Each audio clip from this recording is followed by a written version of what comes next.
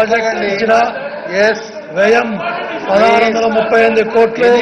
Project ని 31/2017 మొదలు పెట్టమైనది మరియు 29/10/2017 నాటికి పూర్తి చేయాలని కార్యాచరణ రూపొందించమైనది.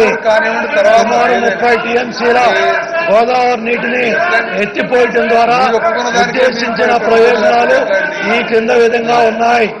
అధ్యక్ష, పోలవరం ఎల్ఎంసీ కింద మొత్తం 2,15,000 ఎకరాలు విస్తీర్ణం గల కొత్త ఆయకట్టుకు సాగునీటి సదుపాయం కల్పించడం, ఏలేరు సాగునీటి వ్యవస్థ కింద 67,614 ఎకరాలు ఆయకట్టుని స్థిరీకరించడం, ప్రస్తుతం ఉన్న ఎల్ఎంసీ మౌలిక వసతుల్ని తగు రీతిగా వినియోగించుకుంటూ విశాఖపట్నం నగరంలోని పారిశ్రామిక మరియు గృహ అవసరాలకు సాగునీరు సమకూర్చడం కోసం 10 నుండి 12 టీఎంసీల నీటిని ఏలేరు రిజర్వాయర్కు అదనంగా అందించడం.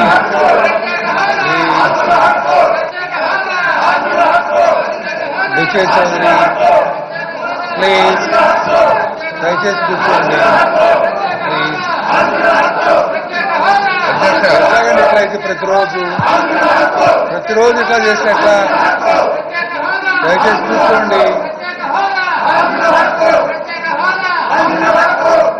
అధ్యక్ష, ఎంత దురదృష్టం అంటే ప్రజా సమస్యల మీద కనీసం ప్రభుత్వ యంత్రాంగాన్ని కదిలించడం కోసం, ప్రభుత్వ యంత్రాంగంలో లోపల సరిచేయడం కోసం క్వశ్చన్ అవర్ అనేది రాజ్యాంగం ఇచ్చిన హక్కుగా, చట్టసభలు ఇచ్చిన హక్కుగా మనం భావిస్తా ఉన్నాం.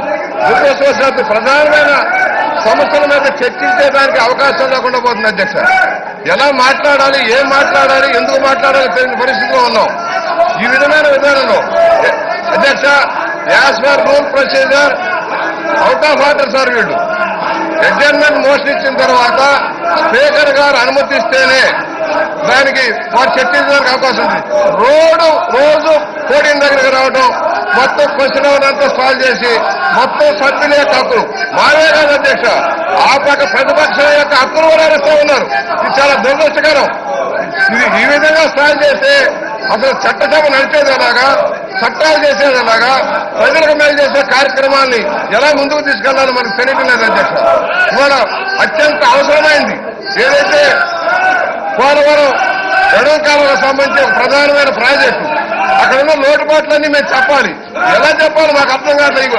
ఈ రణకోల ధరలు ఎలా చెప్పాలో మాకు తెలియట్లా.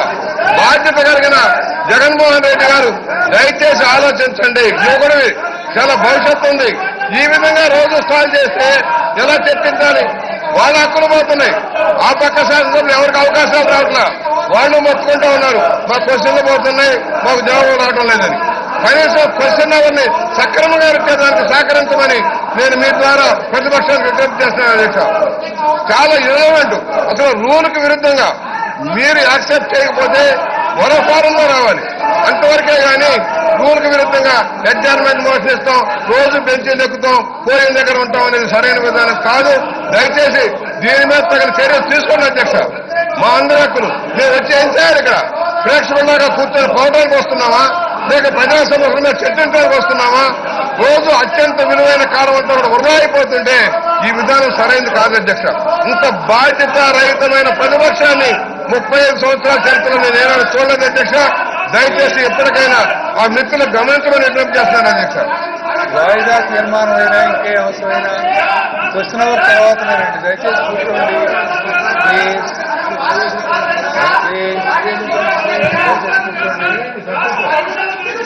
అధ్యక్ష, ఈరోజు ఏదైతే పోలవరం ప్రాజెక్టు పూర్తయి బై గ్రావిటీ నీరు వచ్చే లోపల అక్కడ మా గోదావరి జిల్లా, తూర్పు గోదావరి జిల్లా, విశాఖ జిల్లాల వరకు కూడా ముఖ్యంగా నీటి సమస్య ఉంది అధ్యక్ష. ఎగువ భాగాల్లో ఇవాళ ఏలేరు ఆయకట్టు కింద కూడా నీరందని పరిస్థితి ఉంది. విశాఖపట్నం అభివృద్ధికి మరి నీరు లేని పరిస్థితి అడ్డంకిగా మారింది. ఈ రోజున ఈ ప్రాజెక్టు పూర్తి కావాలంటే ఇంకా సివిల్ కన్స్ట్రక్షన్స్ చాలా ఉన్నాయి అధ్యక్ష. ఇవాళ నేను మంత్రి గారికి నేను రిక్వెస్ట్ చేస్తా ఉన్నా. ఒకసారి మొత్తం ప్రాజెక్ట్ అంతా కలిపి తిరిగి చూస్తే మట్టి పనులు చేశారు, బిల్లులు చేసుకున్నారు ఆనాటి ప్రభుత్వ నేతలు. ఇవాళ ఎక్కడ కూడా దాదాపుగా 14 సివిల్ కన్స్ట్రక్షన్స్, నేషనల్ హైవే మీదే 14 సివిల్ కన్స్ట్రక్షన్స్, బ్రిడ్జిలు పూర్తి కావాల్సిన అవసరం ఉంది అధ్యక్ష. ఇవాళ ఇంకా తవ్వకాలు జరగాల్సి ఉన్నాయి. 8 ప్యాకేజీల్లో చేస్తే కానీ, కాలువ అయితే కానీ ఈ రోజున పురుషోత్తపట్నం ఎత్తిపోతల నుంచి కూడా నీరు పంపించలేని పరిస్థితి ఉన్నాం. ఏ విధంగానైతే ఛాలెంజింగ్ గా తీసుకొని పట్టసీమ ప్రాజెక్టును పూర్తి చేశారు, అదే బేసిస్ లో ఇవాళ సివిల్ వర్క్స్ అన్ని జరగాలి అధ్యక్ష. తక్షణం దీని మీద మరలా టెండర్స్ పరిస్థితి ఏంటి, దానికి భూసేకరణ ఎంత ఉంది, గతంలో అయిన పని ఎంత, ఇంకా జరగవలసిన పని ఎంత. ఎందుకంటే కాలువలు దవేసి అయిపోయిందని చెప్తున్న వాళ్ళకి సరైన విధానంగా సమాధానం కావాల్సిన అవసరం ఉంది. ఎన్ని అధ్యక్ష మొత్తం ఎంత వర్క్ బ్యాలెన్స్ ఉంది ఎడం కాలంలో, ఈ సివిల్ వర్క్స్ ఎన్ని ఉన్నాయి, ఎప్పట్లోగా విశాఖపట్నం దాకా నీరు తీసుకెళ్తాం. ఎందుకంటే విశాఖపట్నంలో ఎవరు వచ్చినా పారిశ్రామికవేత్తలంతా అడుగుతుంది ఒకటే, దయచేసి మాకు నీరు ఇస్తారా లేదా, విశాఖపట్నం అభివృద్ధికి అడ్డంగా మారిన ఈ నీటి సమస్య పరిష్కారం. అలాగే విశాఖ జిల్లాలో సాగునీటి వసతి తక్కువగా ఉంది అధ్యక్ష. దయచేసి ఈ ప్రాజెక్ట్ అయితే విశాఖపట్నంలో సాగునీటి సమస్య తీరుతుంది. అనేక గ్రామాల్లో నీరు లేక ఇబ్బంది పడుతున్నారు, మంచినీటికి కూడా. కనుక ఈ ప్రాజెక్టుకు సంబంధించి నేను క్లియర్ గా అడుగుతున్నా, గతంలో జరిగిన పనులన్నీ, సివిల్ కన్స్ట్రక్షన్స్ ఎన్ని పెండింగ్ ఉన్నాయి, భూసేకరణలో మిగిలిన ఎంత, దాని మీద స్పష్టమైన వివరణ ఇవ్వాల్సిందిగా నేను మంత్రి గారిని కోరుతున్నాను అధ్యక్ష. Venkatesh.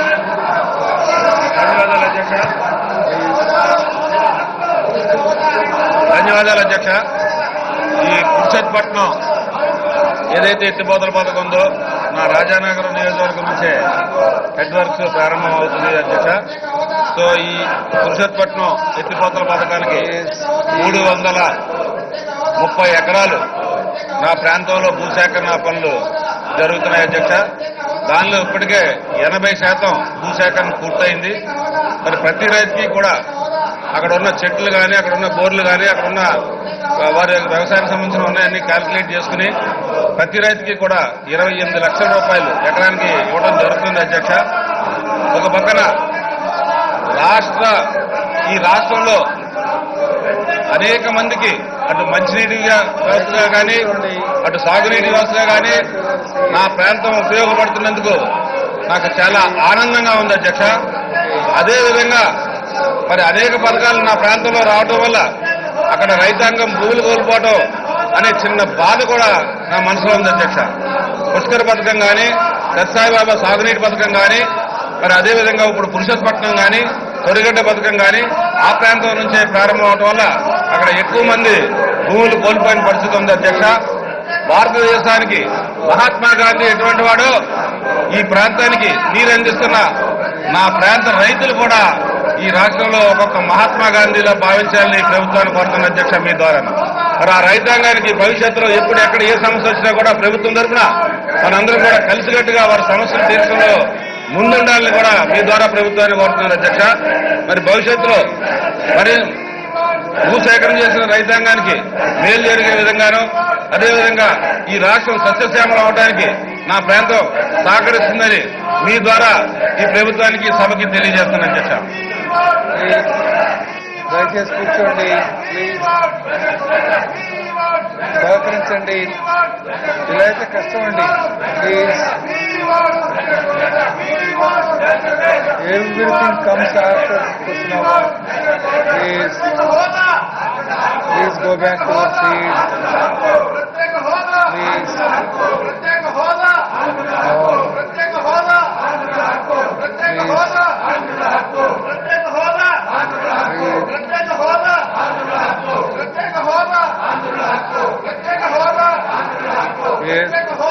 go back to your seats.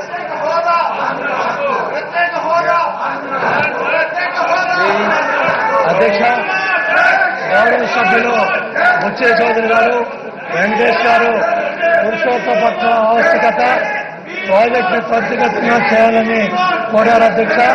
9 నెలల్లో విశాఖపట్నానికి గోదావరి జలాలు తీసుకెళ్లాలి.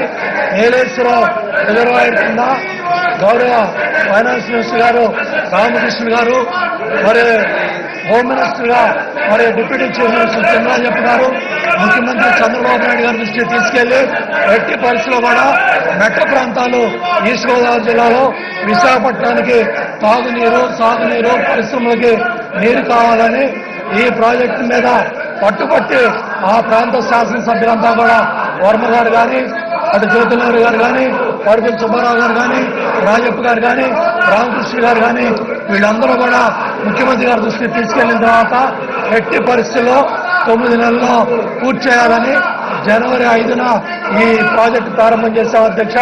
ఈ లిఫ్ట్ ప్రారంభం చేశాం అధ్యక్ష. ఏదైతే స్టేజ్ 2 కింద పర్మనెంట్ గా ఈ 522 కోట్లు మేము ఖర్చు పెడుతున్నామో ఆ ఫేజ్ 2 లిఫ్ట్ అక్కడ పర్మనెంట్ గా ఏర్పాటు చేయడం జరుగుతుంది అధ్యక్ష. మొదటి దశది కూడా పంపులు కానీ పైప్ లైన్స్ కానీ మోటార్లు కానీ రాష్ట్రంలో పోలవరం ప్రాజెక్టు పూర్తయిన తర్వాత ఆ పంపు మోటార్లు కూడా ఎక్కడైనా సరే ఉపయోగించుకునే విధంగా ఆ ప్రాజెక్టు నిర్మాణం చేస్తాం అధ్యక్ష. దీనివల్ల దగ్గర దగ్గర ఏలేరులో 24 టీఎంసీలు నీరు నిలబెట్టడం జరుగుతుంది అధ్యక్ష. ఏలేరులో 24 టీఎంసీలు నిలబెట్టడం కాకుండా మరి 10-15 టీఎంసీలు ప్రతి సంవత్సరం తక్కువగా వస్తున్నాయి. రబీ పంటకి చాలా ఇబ్బందిగా ఉంది కాబట్టి ఏలేరు సిస్టమ్ కింద సుమారు 150,000 ఎకరాలు సాగులోకి వస్తుంది. పుష్కర్ కింద కూడా చాలా పెద్ద ఎత్తున 180,000 ఎకరాలు స్థిరీకరించబడుతుంది. విశాఖపట్నానికి 23 టీఎంసీలు తాగునీరు సాగునీరు పరిశ్రమలు కూడా నీళ్లు తీసుకెళ్లే అవకాశం ఉంది అధ్యక్ష. అంతేకాకుండా ఏలేరు రిజర్వాయర్ సిస్టమ్ కింద పిఠాపురం కాలువలు కానీ లేదా ఏలేరు సిస్టమ్ కింద మెట్ట ప్రాంత ఆయకట్టు కానీ మొత్తం కూడా బ్రహ్మాండంగా పుష్కర ఎత్తిపోతల పథకం ద్వారా సాగులోకి వస్తుంది అధ్యక్ష.